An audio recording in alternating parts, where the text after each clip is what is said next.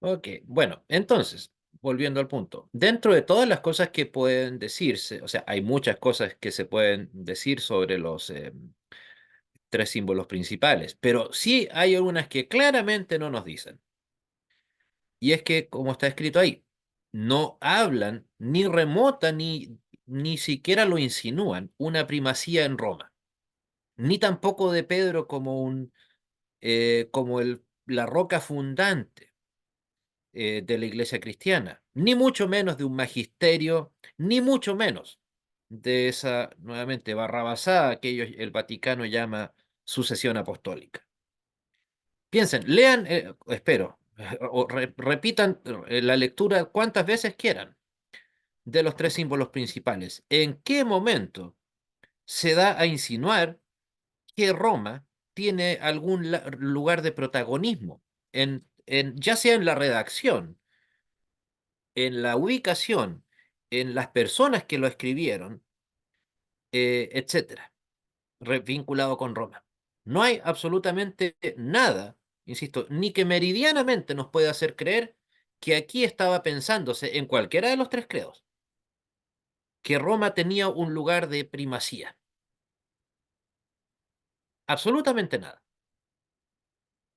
Mucho menos Pedro. O sea, piensen. De ahí voy a dejar claro por qué es importante este punto. Eh, Piénsenlo, o sea, este hilo conductor que ustedes pueden ver ahí, primacía de Roma, por lo tanto de Pedro, y por ende del magisterio, y de ahí la pretendida sucesión apostólica. No hay ni un solo registro en estos tres documentos que, después de todo, ok, yo sé que el Vaticano va a fundar mucho, o sea, no va, sino que fundamenta, perdón, mucho su importancia, su legitimidad en los documentos antiguos de la Iglesia cristiana. Pero resulta que en los más importantes de todos, documentos postbíblicos, entiéndase nuevamente, los tres símbolos apostólicos, tres símbolos principales, no hay la más mínima injerencia relacionada con estos puntos que acaban de ver aquí. Ninguna. O sea, piénsenlo, estamos hablando de casi de un disco rayado de cualquier católico, pero resulta que en ninguno de los tres credos está. ¿Se imaginan que nosotros, con el énfasis que le damos a la salvación por gracia, y eso no estuviera mencionado en la Confesión de Augsburgo? Tamaño ridículo que haríamos. O que nosotros, al redactar la Confesión de Fe al Sínodo de Wisconsin, hubiéramos dicho, ok, total, ya está en las confesiones de fe, así que ¿para qué vamos a meter de nuevo la Confesión de Augsburgo? O sea, perdón, la salvación por gracia. Más habríamos tardado en ser considerados un sínodo ortodoxo. Insisto, piensen, ¿no?, en el pequeñísimo, gigantesco detalle que hay detrás de eso, ese silencio que se guarda al respecto. Hermano Eduardo, dígame. Perdón, Eduardo estaba llegando o volviendo. Insisto, ¿habían pensado alguna vez en ese punto? La verdad debo reconocer que mientras preparaba esta clase fue la primera vez que lo analicé de esa manera, pero bastante digno de tener en cuenta. ¿Y por qué digo que esto es bastante importante? O sea, estos tres documentos postbíblicos le quitan sustento al aparataje doctrinal del romanismo. Si no hay sucesión apostólica, que obviamente no la hay, o sea, estos tres documentos dejan claro que no la hay, que no hay primacía en Roma, que no hay magisterio. Porque lo que les decía, no sé si la primera o la segunda clase, la palabra clave, yo creo. No dice el magisterio me enseña o mis obispos me enseñan. No, yo creo. La fe personal, el sacerdocio universal de los creyentes.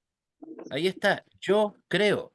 No dice eh, mis obispos, mis letrados creen o me enseñan a creer tal o cual cosa. Yo creo.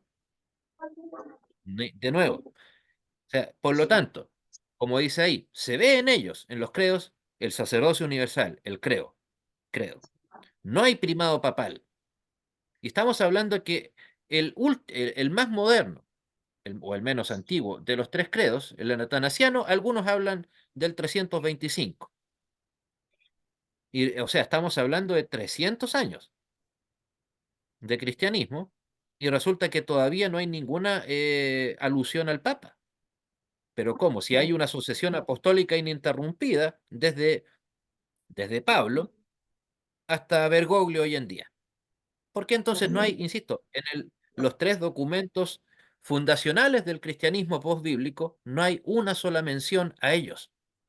Sinceramente me encantaría que algún romanista me respondiera eso. ¿O es que acaso un detallazo como ese se le escapó a esta gente, a los redactores? ¿Tan ingenuos eran, por no decir otras palabras, que se les olvidó un detalle? Piénsenlo, ¿acaso si no hubiese habido si hubiese habido un papa en Roma, reconocido como tal, con autoridad, etcétera, etcétera, ¿no les parece más que razonable que lo hubieran mencionado? Al menos en el Atanasiano, por lo menos. O sea, a veces, insisto, en este tipo de análisis hay que usar bastante la lógica. Y la lógica nos indica que si no está mencionado aquí, es porque no era algo existente y no es nada más que parte de la prolija imaginación de los vaticanistas. Nada más. Pero lo que sí también se ve es lo que pueden ver ahí, la primacía de las escrituras. En el credo atanasiano, ahí sí se nos habla de según las escrituras. O sea, ya se habla de que hay un documento llamado escrituras, Biblia, por lo tanto canon, Biblia completa, pero no hay nada de magisterio. Y además, el obvio hecho de que aquí se podrá decir muchas cosas de los tres credos, pero nadie podrá negar de que su contenido es netamente escritural, bíblico. No, y si apela, obviamente, a la autoridad de las escrituras, es porque lo consideran lo suficientemente importante a las escrituras para ser el sustento del documento, de estos tres documentos, o sea, el sustento real de los tres símbolos principales es ese, las escrituras, no la autoridad del magisterio, no la del Papa en Roma, eh, no la de la sucesión apostólica. Eso, insisto, esos tres puntos que son la clave fundamental de la autoridad vaticana hasta el día de hoy, son absolutamente omitidos. Insisto, me gustaría que desde Bergoglio hasta el curita más cercano que tengamos nos respondiera una respuesta coherente a eso. Por un lado, ellos nos acusan de caer en la falacia del argumento circular. Que ¿por qué creemos que la Biblia es infalible? Porque la palabra de Dios lo dice. ¿Y qué? Pero sin embargo, ellos caen en esa misma falacia al caer en el argumento circular de por qué creen en la Santa Madre Iglesia Cristiana Católica, porque la Santa Madre Iglesia Católica lo dice. La diferencia es que usted y yo le atribuimos revelación divina a ese texto al cual estamos apuntando.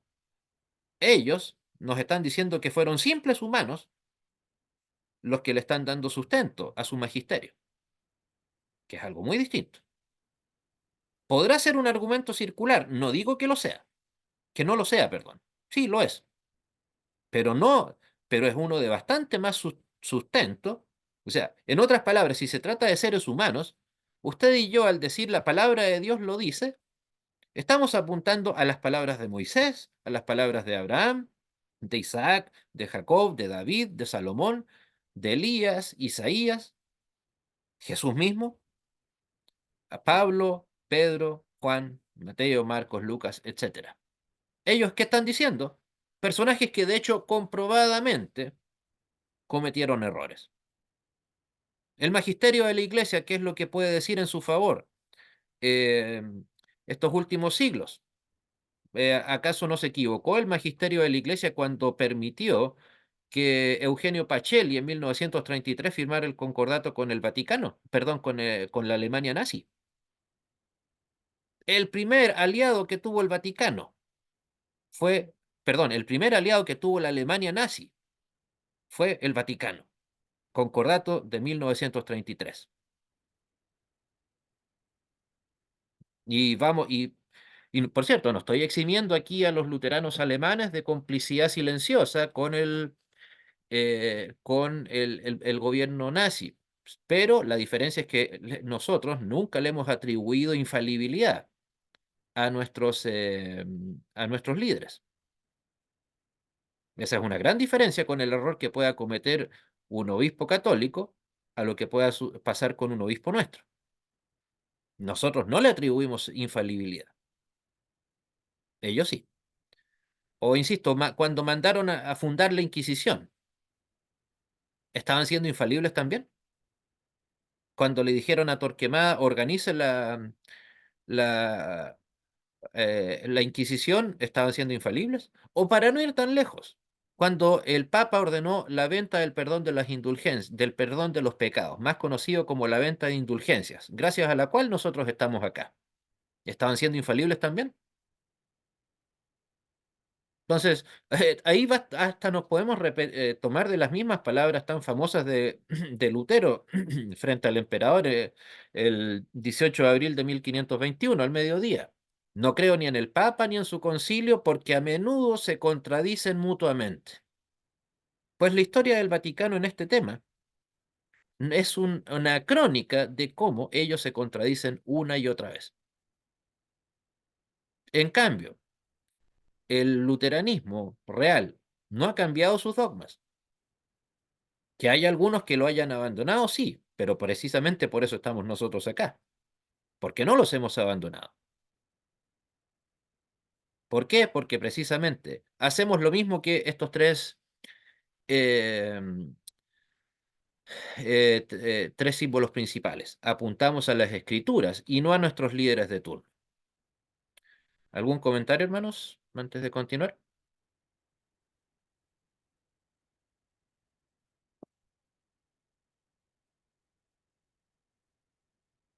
Ok, bueno, otras características que encontramos acá en estos tres documentos es la que reflejan la importancia de la iglesia cristiana.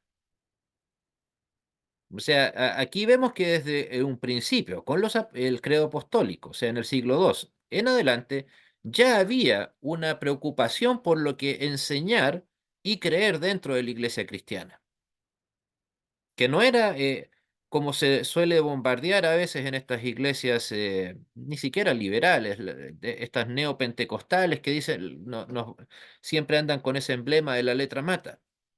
Pues bueno, ya los primeros cristianos le daban importancia a las cosas que creían. Es cierto, hoy en día que vivimos en este mundo en donde la doctrina es sumamente denostada. Pues bueno, aquí ya tenemos un ejemplo de cómo la doctrina era fundamental para la sobrevivencia de la iglesia cristiana. Después de todo, estos primeros cristianos eran perseguidos, tenían que estar semiocultos. Entonces, claramente el motivo que les daba lugar a su existencia, en otras palabras, las enseñanzas de Cristo, había que perpetuarlo, mantenerlo, difundirlo. Si no, ¿qué sentido tendría arriesgar la vida por algo que yo no voy a continuar, de lo cual no me voy a tomar, no le voy a dar importancia? También le dan la importancia aquí a la doctrina a la importancia de la doctrina para la salvación. O sea, si no hay una correcta doctrina, no hay una salvación. Así de fácil. Y por lo tanto, de ahí podemos desprender la idea de que todas las doctrinas son fundamentales de la iglesia cristiana. Como lo decía hace un rato, no hay doctrinas más importantes y otras secundarias. No, todas son igualmente importantes. Es cierto, no vamos a decir que una persona, por ejemplo, ya que el otro día analizábamos algo, conversamos de eso, que nuestros buenos amigos del Sino de Missouri no tengan salvación por tener un concepto distinto de lo que es iglesia de nosotros. Pero es muy distinto a una iglesia que niegue, por ejemplo, la Trinidad. Pero eso no quiere decir que una doctrina, al momento de tener comunión con ella, con otra iglesia, no sea importante. Ya, imagínense si no hubiéramos tenido ese divorcio con Missouri, que por cierto, lamento, sin duda que Missouri el Sínodo de Missouri, los amigos del Concilio Luterano Internacional, tienen grandes cosas. Sí, tristemente nuestro problema con ellos es eclesiológico. Gracias a Dios no es cristológico ni neumatológico. Pero siempre los efectos dominó, en el caso de otras iglesias, están ahí siempre presentes. Partieron con la enseñanza equivocada uno, para luego seguir con la 2, con la 3, con la 4, la 5 y ahí en adelante. Volviendo al punto, ¿creen acaso que los cristianos herejes partieron de inmediato con todo el aparataje herético que creyeron? El Vaticano, ¿en qué año comenzó a vender la salvación por la salvación? 1515. ¿Pero acaso esa fue la primera de sus falsas enseñanzas? Por supuesto que no. O sea, no. Cuidado con eso, no es que es un pequeño detalle o pensar eso, es que son detalles, no, son cosas menores. Puede que cuantitativamente sean cosas menores, pero cuando abrimos la puerta a que alguna enseñanza equivocada tenga lugar en nuestros templos, no sabemos en qué momento esa puerta va a ser cerrada. No podemos correr ese riesgo. Por lo tanto, por eso nuestras confesiones de fe deben ser inamovibles. ¿Por qué? Porque la doctrina cristiana, la doctrina bíblica ya existe. Y como lo decía, trasciende a mis opiniones, trasciende a mi manera de ver el mundo, a mi manera de ver la doctrina cristiana. Yo, en ese sentido, lo que signifique la doctrina para mí, para un servidor o para ustedes, esa, insisto, aunque suena fuerte, es absolutamente irrelevante. Si usted no le puede dar una significación a su vida cotidiana a la resurrección corporal de Cristo, pues bueno, ese es su problema, no el problema de Cristo resucitado. Que hoy en día, lamentablemente, todos estos evangélicos liberales en doctrina traten o sea, piénselo, le tratan de dar una validez existencial a la resurrección de Cristo. O sea, ¿qué me dice la resurrección de Cristo a mí? Insisto, ¿qué importa lo que sienta Andrés San Martín Arrizaga al respecto de eso? O sea, y además, como si el hecho de que Cristo hubiese resucitado no le diera importancia por sí sola a la resurrección de Cristo. ¿Qué más importancia le tienen que dar al hecho de que Cristo venció a la muerte? Y por cierto, recuerden, no es un detalle el tema de la resurrección corporal, porque después de todo, no se podría decir que venció a la muerte si murió corporalmente y resucitó de manera espiritual. Es un absurdo. Sería, llámenlo encarnación, no sé, animismo, lo que sea, pero resurrección no. Hermano Eduardo creo que pidió la palabra. Sí, profesor. En el caso del metodismo, si hacemos una meta-análisis de la Elena G. de White, ¿qué, Adventismo. qué podríamos concluir en términos de su herejía? Puntos así fundamentales, por favor. Bueno, ahí ellos precisamente habría que dedicarles el credo atanasiano. Pero, por cierto, usted me dijo la palabra metodista. En este caso está hablando usted de los adventistas. En primer lugar, recordar que no fue Elena White la que fundó el adventismo. Fueron los hermanos William Miller y perdón, fue William Miller y su hermano, no, Michael me parece que se llamaba, devotos bautistas y que comenzaron con un estudio bastante exabrupto respecto de las profecías del Antiguo Testamento y según ellos llegaron a la conclusión de que cuando se habla de que Dios iba a volver al santuario, una cosa así, significaba la segunda venida de Cristo por ahí por el 1850 aproximadamente. Elena White lo que hizo simplemente fue resucitar literalmente el movimiento, porque originalmente no eran una iglesia, eran simplemente un movimiento, dándole una reinterpretación a las palabras de los hermanos Miller. Y diciendo tomándose del hecho de que cuando se hablaba que Cristo entró al santuario, no se estaba hablando en términos literales, sino espirituales. Que es básicamente lo mismo que hicieron los testigos de Jehová en 1914. No les queda otra opción, ¿no? Pero básicamente, o sea, además de eso, que ya de por sí es una ridiculez creer en eso, ellos, recuerden, no creen en la Trinidad, no creen en la resurrección corporal de Cristo, no creen en que Cristo, digamos, sea Dios hecho hombre. O sea, en ese sentido, digamos, sí, son plenamente arrianos, de todas maneras, eso no les quepa duda.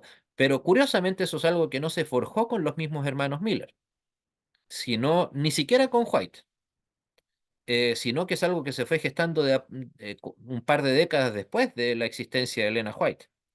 Aunque recuerden, White era su apellido de casada, ¿no? Elena Hugh de White se llamaba. Pero básicamente, o sea, con eso ya de por sí tenemos bastante, ¿no? Negar la resurrección de Cristo, el, inventar eso de que Cristo entró al santuario en el 1800, insisto, no recuerdo cuándo, con exactitud, y obviamente negar la divinidad de Cristo. Con eso ya tenemos más que suficiente. Eh, bueno, Gracias. eh, entonces, continuando con el punto, del contenido de los credos de los tres, se pueden desprender todas las doctrinas fundamentales de la fe cristiana, todas. Por muy básicos que sean estos comparados con los documentos más extensos, ya sea luteranos o no luteranos, aquí usted puede encontrar justificación para creer en todas las demás doctrinas que nosotros conocemos. Insisto, habrá en algunos casos que hilar un poco más fino, en otros no tanto, pero están. No es simplemente una decoración en este caso. Otro aspecto, también tienen sustento estos credos en sí mismos.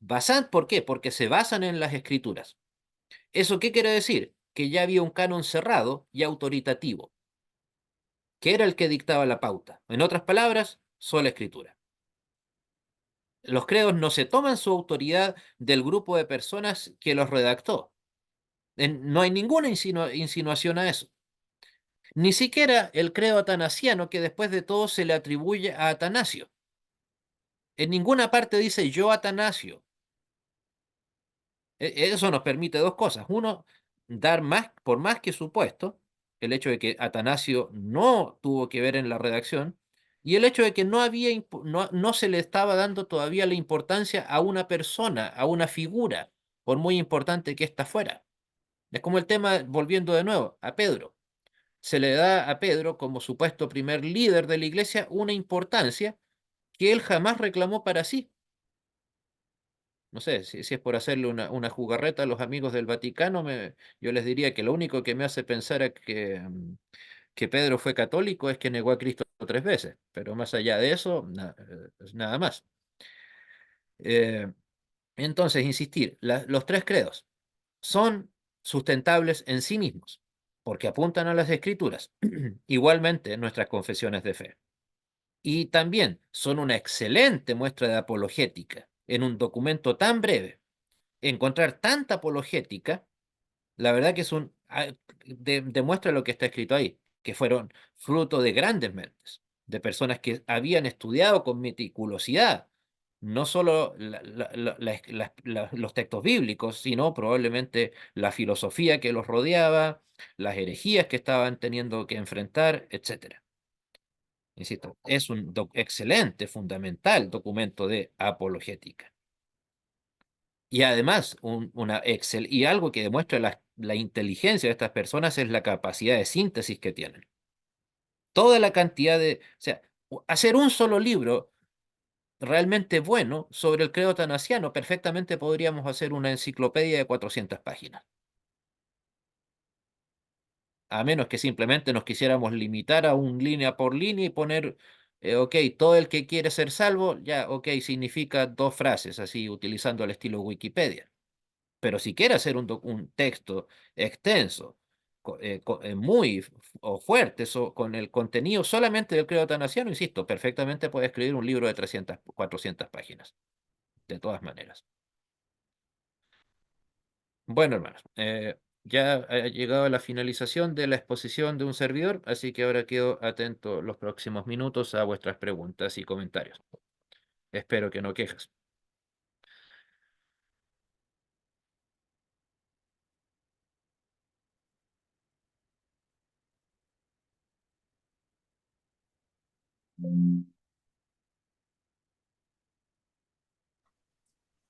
Bueno, profe, ahí coloqué dos buenos libros que quizás nos ayuden, que es eh,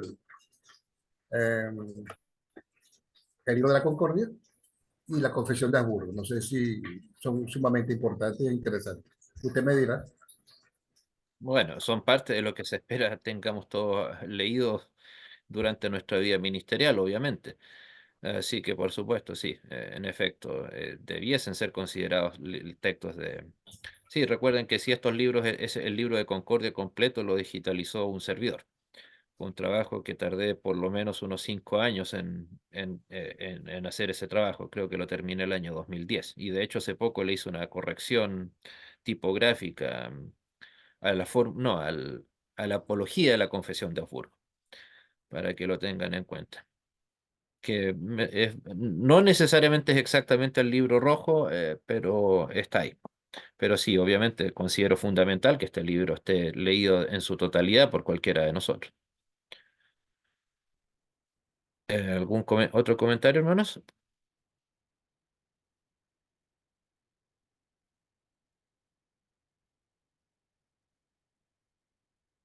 Bueno, ok, siendo así, entonces llegamos a la finalización de nuestra clase en el día de hoy. Ah,